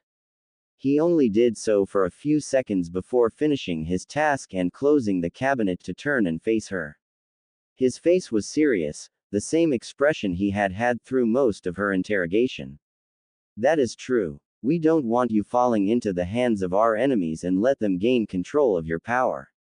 I won't lie and say that if it comes down to it, we won't do whatever it takes to prevent that. Tobarama paused, mouth open like he was going to say something else, but he stopped himself and turned back to the light breakfast he was making. Not knowing how to respond to that, she stayed silent. She wondered what else he was going to say for the rest of the morning. Most of said morning was spent in silence after Tobarama's statement, neither knowing what to say to break the ice again. They ate in silence, cleaned up in silence, and spent a few hours doing random little tasks in silence. If they did talk, it was no more than a basic question with monosyllabic answers. Naruto spent most of the time talking with Kurama or worrying about her friends. Tobarama seemed equally as lost in his thoughts, though she couldn't guess what they were about. Around noon she felt like she was going to explode. She was never able to sit in silence, doing nothing for hours on end. Already her leg was bouncing and her fingers were tapping and she knew she would snap soon. She had recovered her energy and she felt like she would go crazy if she didn't get up and do something. Can we go outside? Tobarama actually jumped, surprised at her voice suddenly breaking the silence, and he blinked, coming out of his thoughts and remembering what she asked. Yeah, for a while, but if I tell you to go inside you must. Inwardly bristling at the restriction, but too anxious to care, she nodded, snatching her shoes up in her hand and walking to the door. Tobarama followed in silence, acting as her shadow. Any annoyance towards the future Hokage was pushed aside as she stepped into the fresh air and warm sunlight. She hadn't really paid attention to her surroundings yesterday, but the cabin was in a nice secluded area, surrounded by large trees, and with a small creek running through it. It was mid-October, so there was a slight chill to the air and the leaves were starting to turn to the golden red fire country often had. She didn't even put on her shoes, dropping them by the door and going out into the warmest, sunniest spot she could find, enjoying the feel of the grass and dirt under her feet. Ignoring Tobarama, she was aware of everything from where he was to how he was standing, so not ignoring, but still ignoring, she plopped down on her back in a spot she found suitable. She closed her eyes and simply breathed, soaking up the sun and letting herself get lost in her memories. She remembered one of the times in the academy, when she and Shikamaru had skipped class and he had shown her cloud gazing. She fell asleep more than she watched clouds, but she remembered Shikamaru saying how she always curled up in the sun, or on him, much to his fake annoyance, or stretched out like cat. A smile pulled at her lips at the memory. In their early academy days she and Shikamaru had been close, mainly because they always skipped class. Shikamaru had actually been the one to notice she had never been taught to read and had started teaching her. When he got too bored of it, he had told Iruka-sensei and then he had taken over. She and Shikamaru had grown apart throughout the academy and even more after teams were assigned. It was only after the Chunin exams that she had started hanging out with all the others. Thoughts of the academy lead to thoughts of Iruka-sensei. She was tremendously grateful that he had stayed on Turtle Island. It was already hard enough to fight in the war with Kakashi-sensei, Sakura-chan, and everyone else there risking their lives for her. If Iruka had been there and gotten killed in front of her, she had no idea what she would have done. He was her big brother, her father, her teacher, and her friend, and she loved him so much that she wondered if his death would have pushed her over the edge like Neji's almost did. Feeling her eyes sting and her throat close up, she forced her thoughts away from him. His body in her arms flashed in her mind, a small smile on his face after he protected her and his seal disappearing. She pushed her palms into her eyes, taking a slow, shuddering breath as she tried to calm down. She hadn't had time to deal with Neji's death, and just the thought of Iruka-sensei or anyone else dying while she was stuck here made her heart feel like it was being crushed mercilessly. She felt a gentle thread of chakra send a rush of warmth through her, and she did her best to send her appreciation to Kurama. When she felt in control again, she lowered her hands and looked towards Tobarama, remembering his presence. Tobarama was sitting cross-legged a few feet from her, back turned thankfully. She was grateful that he had given her at least the illusion of privacy as her emotions overwhelmed her, but she hoped he didn't ask about it. She didn't know what to say if he did. She sat up and started ripping up blades of grass, trying to calm her thoughts so she didn't mess anything up.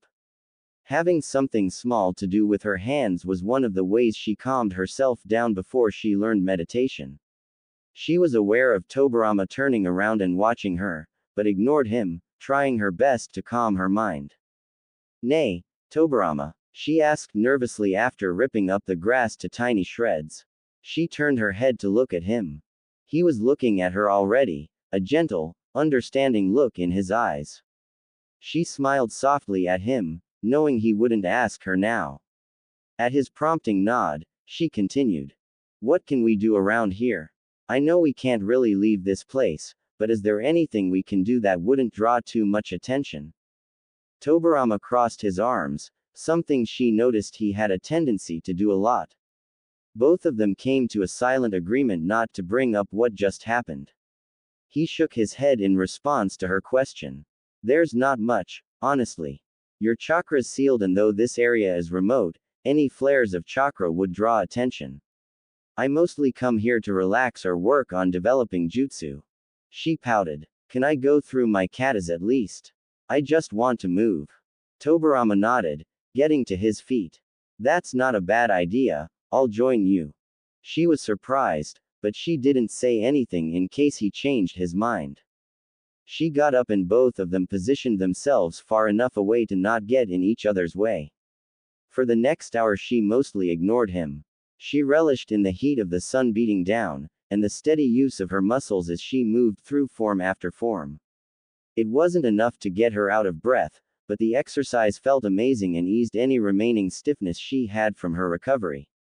The repetitive motion also helped her calm her emotions in her mind. When she finally decided to call it quits, she had worked up a light sweat and felt the most relaxed and centered since she had arrived here. When she didn't see Tobarama standing in the open area with her, she looked around and saw him sitting against the cabin wall in the shade, watching her. She hadn't noticed that he had stopped, and had no idea how long he had been watching. She reached back to her hair and pulled it over her shoulder to get the weight off her neck to help cool down. "How long were you watching?" she asked. He shrugged. "Only a few minutes. What kind of taijutsu did you learn? I've never seen that kind of style." Naruto plopped to the ground beside him and settled against the wall. "It's something Jiraiya helped me develop. Back when I was a kid, my taijutsu was pretty bad.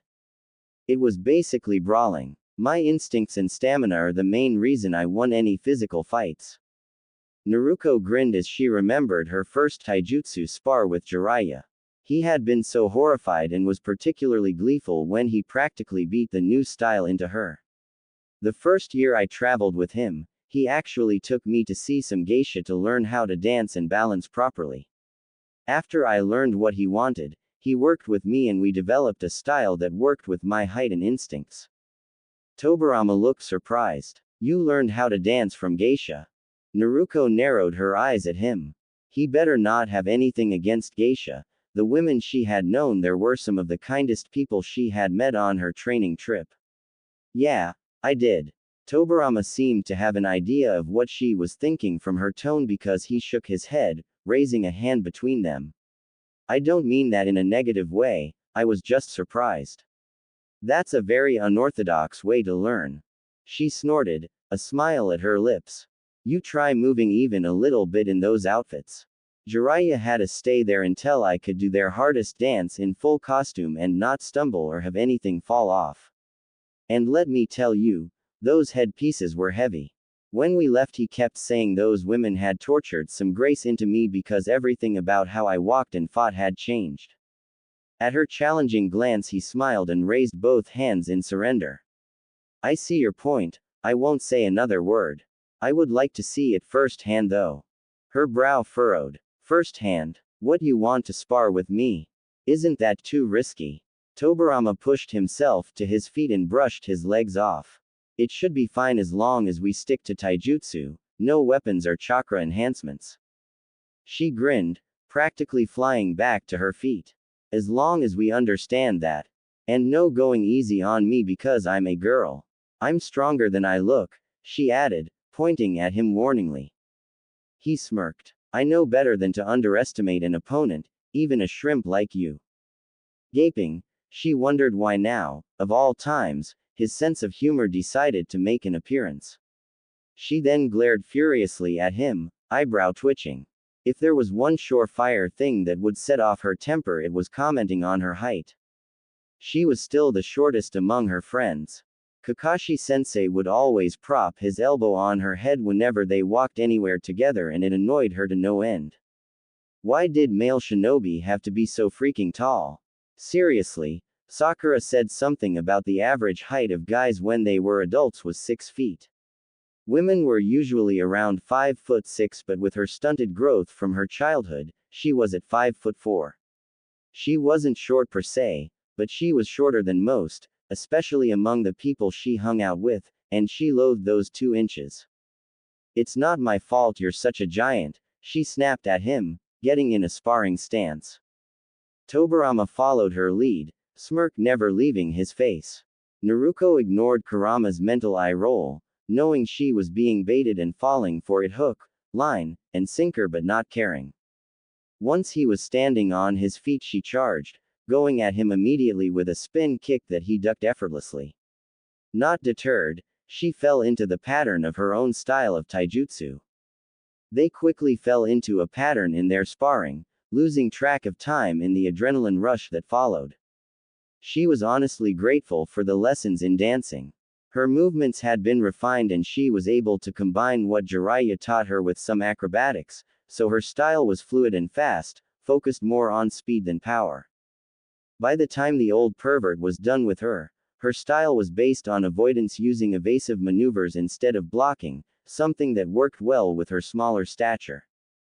Working with her lower center of gravity, they added rolls and other acrobaticas to allow her to get into and under her opponent's guard, and quickly get out of range after attacking them. The careful movements she learned from the dancing lessons helped her keep her balance and recover from takedowns. This kind of style relied on quick and unpredictable attacks, her specialty.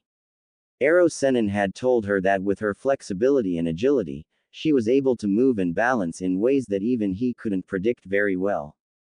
Because of this, she was able to go from kicking at Tobarama's head to altering her trajectory by using his shoulders to flip over him. She lowered herself into a crouch and spun around him, doing a leg sweep on the ground that he jumped over, the jerk. If she had tried a move like that when she was a fresh genin, she would have face planted in the dirt quite spectacularly. She used what she learned to try and get inside Tobarama's guard. She was able to dance around his own offensive attacks, and the closest she came to getting hit was a grazing blow at her hip, but she wasn't able to land a single hit on him either. He was just as fast as her, if not faster, though he wasn't as flexible. She was able to duck, flip, cartwheel, and fly around him, but he was able to use her own momentum against her and had lightning-fast reflexes. Tobarama was the creator of your father's Hiroshin. Of course he's one of the fastest shinobi alive. Your father surpassed him, but he improved on Tobarama's design and idea. Kurama commented, following the flow of her thoughts. Unfortunately, the surprise from Kurama's statement and his sudden intrusion into her thoughts caused her to trip, and Tobarama was quick to utilize the opening. In a flash of blue and silver, she was on her back with him crouched over her and an arm pressed to her throat. Both of them were breathing a little heavier since they had been going at it for a while, but they had barely broken a sweat because of the limitations of the spar. Naruto groaned, holding her hands out, palm up, in a show of surrender. Tripping for no reason in the middle of a spar was embarrassing, and it wasn't like she could tell him she had a constant stream of, usually snide, commentary on Biju radio in her head. Tobarama smiled and pushed himself up, holding out a hand for her to take. Doing so, she let him pull her to her feet. Your style is incredible, I've never seen something that was so hard to predict. Jiraiya was relentless in that, so I'd be able to defend myself, she said with a fond, but sad smile. Tobarama